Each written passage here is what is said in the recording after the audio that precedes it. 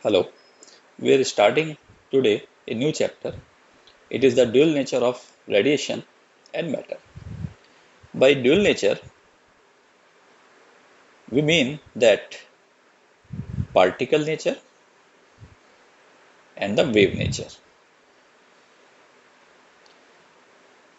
We know that radiations are electromagnetic wave, and historically, we know that radiations are having the wave nature.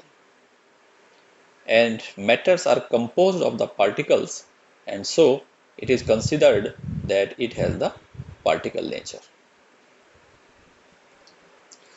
The electromagnetic waves represents the wave nature.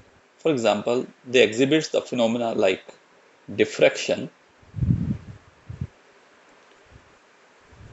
polarization, interference, and other phenomena. Later, it was found that the electromagnetic wave also show the photoelectric effect, and it is the effect or the phenomena in which if radiation falls on the surface of a metal and having the frequency greater than the threshold frequency, which we will discuss later, then electrons from the metal surface comes out. And this phenomena could not be explained by the wave nature of the electromagnetic waves. So to explain this phenomena of photoelectric effect, this wave, electromagnetic wave, should also have particle nature. And that is the concept behind the dual nature of the radiation and matter. That means radiation will show wave nature as well as the particle nature. In electromagnetic waves or the radiation, the particle which we are considering here is the packet of energy that is called photon.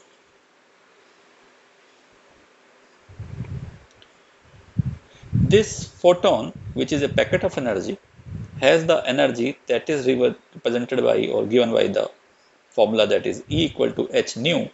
Here h equal to 6.6 into 10 to the power minus 34 joule second. It is called Planck's constant. And nu is the frequency of radiation.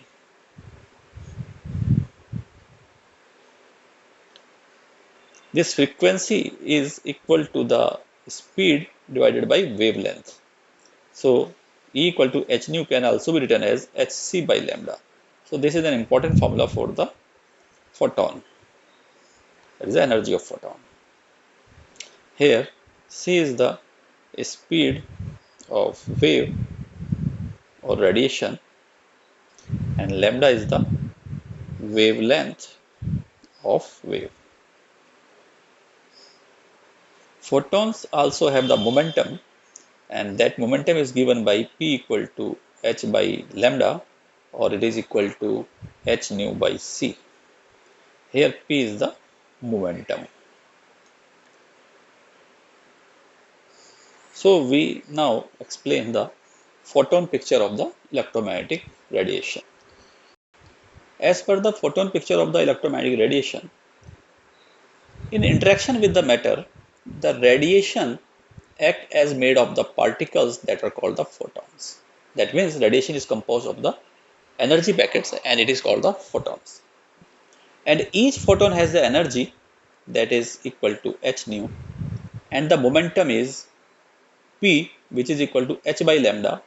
And if we replace this lambda equal to c by nu, then it will be h nu by c. And because h nu is the energy of photon, so momentum will be E by c.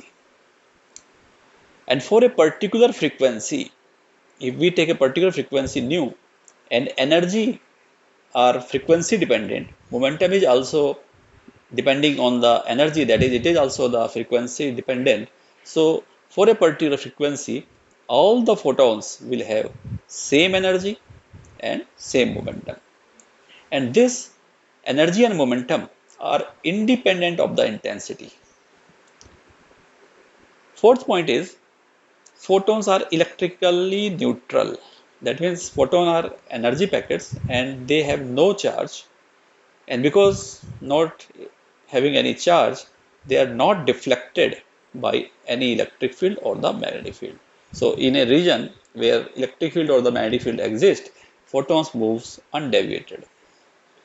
Fifth point is, if the photon particle collides, that means in photon particle or particle may be an electron, collision take place, the total energy and the total momentum of the system remains conserved, but the number of photons may not be conserved because in the collision it is possible that the photon get absorbed, and it is also possible that on after the absorption of photon, when the electron get excited to higher energy states, and while returning it can re-emit the another photon. So the number of photons may not be conserved.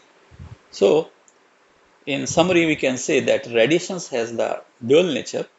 It is having the wave nature and also the particle nature, and particles of the radiations are also known as the photons, which are the energy packets.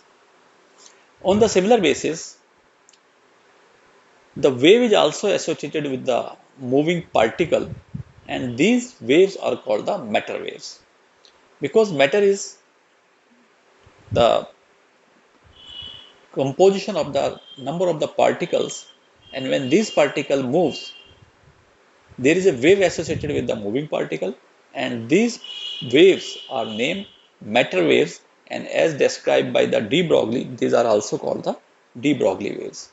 So wave nature of the electron is experimentally confirmed by an experiment, that is the Davisson and Gerber experiment, and also the de Broglie hypothesis of the matter wave, that is the wave associated with a moving particle, is also supported by the also supports the Bohr concept of the stationary orbit, which we will discuss later.